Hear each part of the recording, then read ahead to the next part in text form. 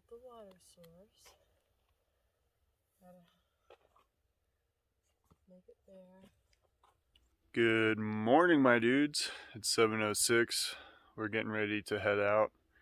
Honey Bear is nearly full health bar now, so I think not full health bar, like 75%.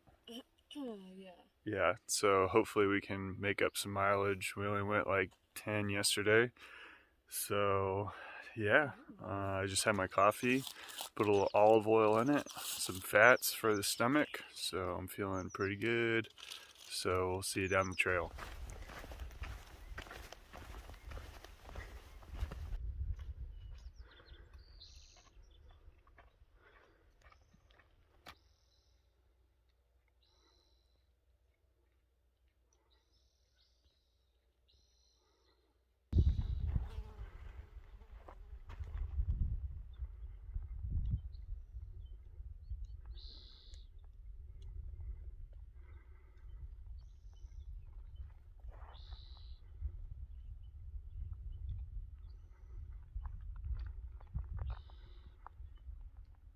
Got a snake just on the trail chilling.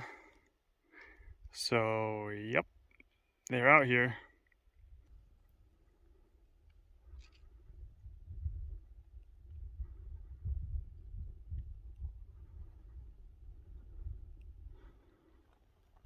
It's 9:03. I'm sweating.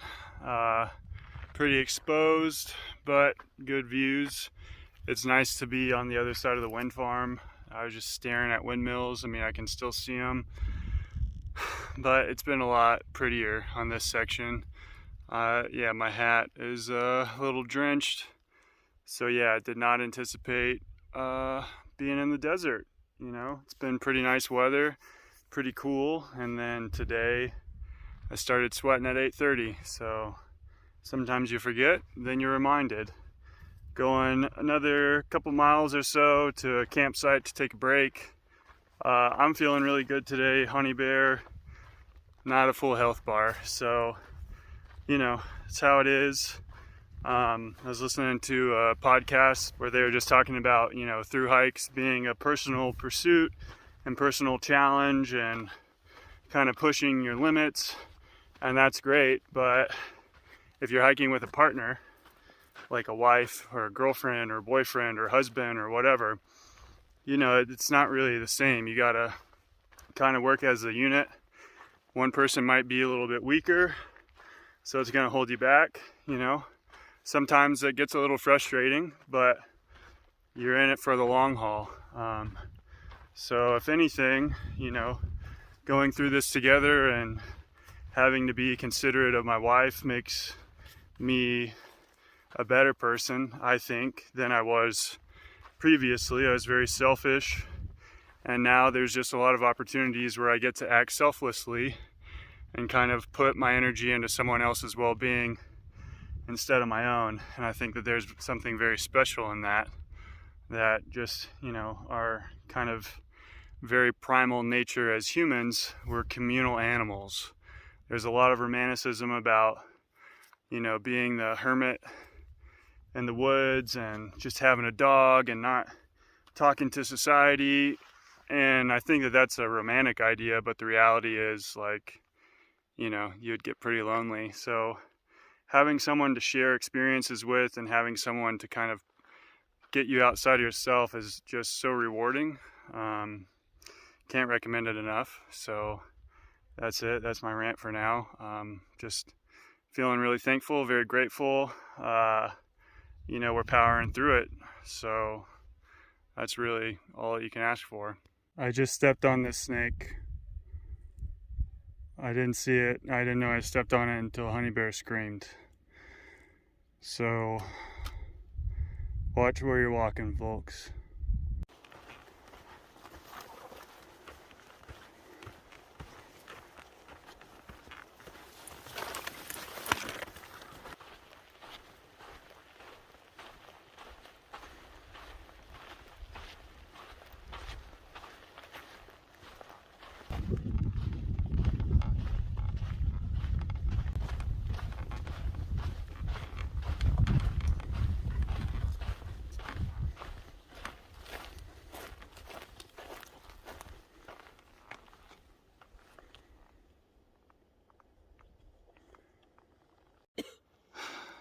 600 miles.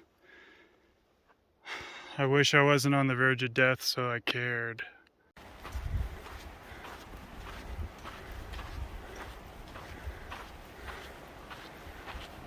It's starting to sprinkle a little bit, not too bad. So we might be walking out of it. It's kind of hard to tell.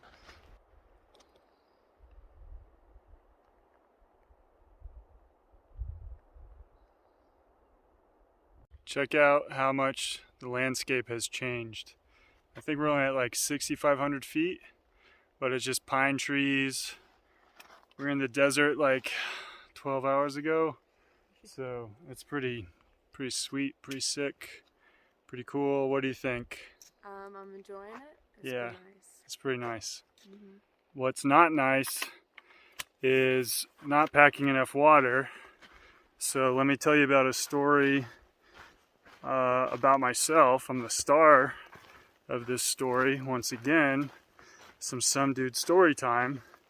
So yesterday we dry camped, which just means you don't camp next to a water source. You got to carry the water in.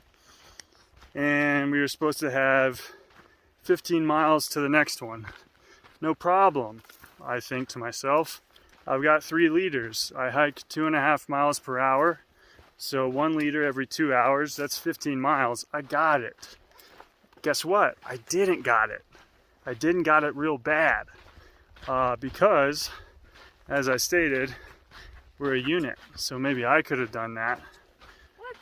Hey. It's not her fault. No. But we just went a little slower, and then it got really hot. And so I needed more breaks. And she actually had to give me some of her water, so she took care of me.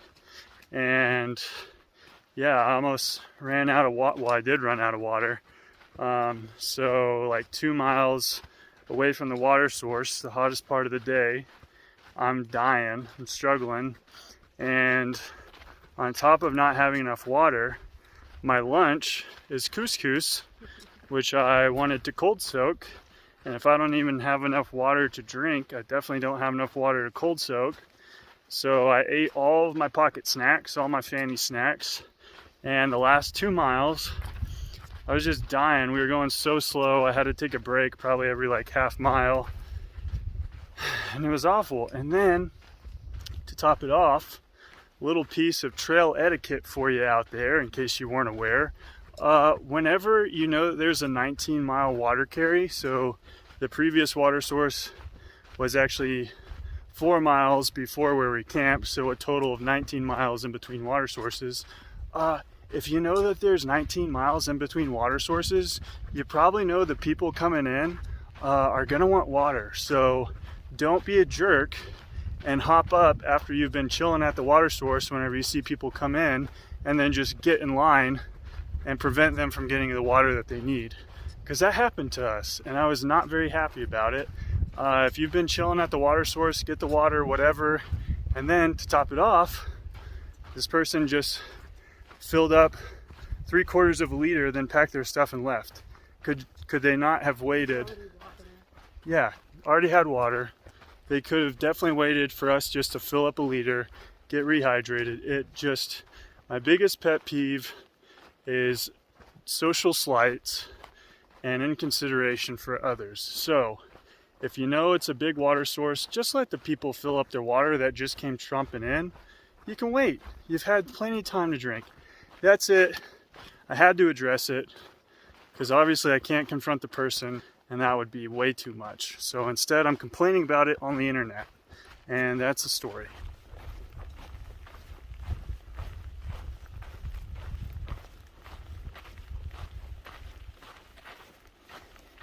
Okay.